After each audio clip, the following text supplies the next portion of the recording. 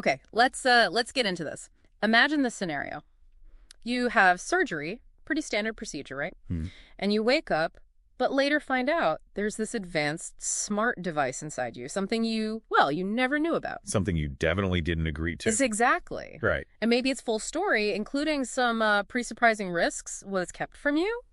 That's basically the situation at the heart of this specific legal document we've been looking at.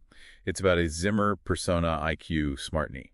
The one with the Canary Tribal extension, right? That's the one. And the document alleges it was implanted back in March 2025 without the patient actually consenting. So our goal in this deep dive, just to be clear, is to help you understand what's in this document, the claims, the details as they're presented there. Right. We're not here saying this is fact, but exploring the points the document itself raises about consent, the device, the risks, all based on this one source. Okay, so the core incident, according to this letter, it's Mr. Steve Rusak. He gets this smart knee component during a total knee replacement. Allegedly, completely without his knowledge beforehand, or, critically, his explicit consent. The letter actually calls it medical battery. Which is, basically an unconsented procedure, a serious claim. Very. And the source really hammers on the consent process that it says should have happened. What does it say? Well, it points to documentation from the manufacturers themselves, Zimmer Biomet, Canary Medical, and also FDA rules, all saying you need explicit pre-surgical informed consent. Before the surgery, not after. Exactly. The document claims patients were supposed to know all about this smart component, have a choice to opt out, even set up accounts and a home base station before the operation.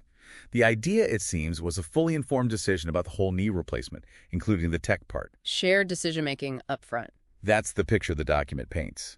Yeah. And it gets interesting when it talks about the manufacturer's alleged role. How so? The letter claims they knew these rules, but didn't stop non-consensual implants or maybe even participated in trying to enroll patients after surgery. So the document suggests negligence beyond just, like, a faulty product. Yeah, negligent oversight is the term it seems to imply. It pushes beyond standard product liability. Okay, and then the document questions what the device is actually for. Right. This is a key point. It brings up an FDA statement saying the data from the device, it's not actually intended for clinical decision-making. Right. So the data it collects isn't meant to help doctors decide on the patient's care. According to the FDA statement cited in the letter, no, it hasn't been evaluated for that specific use. So if it's not for clinical decisions, what is its main purpose, according to this document? Well, the letter connects that FDA limitation to Canary Medical's business strategy, which apparently involves using aggregated patient data. Ah. So the document argues that in this context, the device basically acts like a data harvesting tool. It alleges the patient becomes an unwilling data subject. Turning their body's data into a commodity. That's the allegation. That the commercial value of the data potentially overshadows its direct benefit to the patient's care. The letter frames it as a serious ethical issue. And then there are the risks. The document details some pretty serious ones linked to the battery inside, right? A lithium-ion battery. Yes, pulled from FDA documents cited in the letter. Things like risk during external defibrillation. It could damage the device, cause the battery to overheat, rupture, maybe even cause burns. Okay. Then there's thermal runaway, basically the battery rapidly overheating, Yeah. and corrosion or leakage risks, potentially causing tissue irritation or inflammation. Standard battery concerns, maybe, but inside your body. But there's one risk the document highlights that seems different. The battery cremation risk. Yeah, this one is quite striking. The letter mentions an explicit warning. If the device isn't removed before cremation, the battery could explode. Explode! Risking damage to the cremation facility or injury to staff. The document really emphasizes this. Because it implies an obligation, a risk that extends beyond the patient's life. Exactly. A post-mortem danger. The letter argues it violates dignity, autonomy, burdens the family. It presents this as a really severe failure in design and disclosure, kind of unprecedented for a medical implant risk. Wow.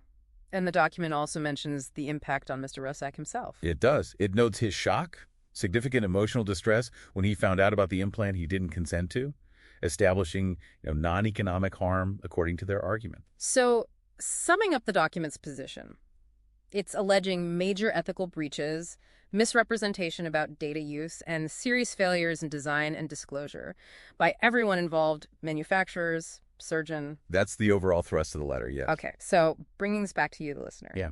What does this deep dive into one specific legal letter really highlight? I think it puts a spotlight on this critical junction we're at. You've got amazing medical tech advancing rapidly, Right. butting up against the fundamental need for patient autonomy, for complete, total transparency about what's going into our bodies. This specific case, as laid out in the document, definitely makes you ask big questions about data rights. Who owns the data from inside you? And your absolute right to consent to everything. And how much detail do you need about all the risks, especially as devices get smarter? Yeah, more connected. Which kind of leaves us with a final thought, building on what this document alleges.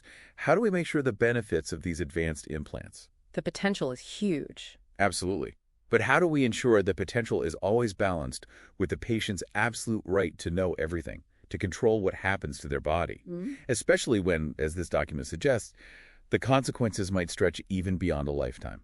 That is definitely something to think about. A powerful place to end this deep dive.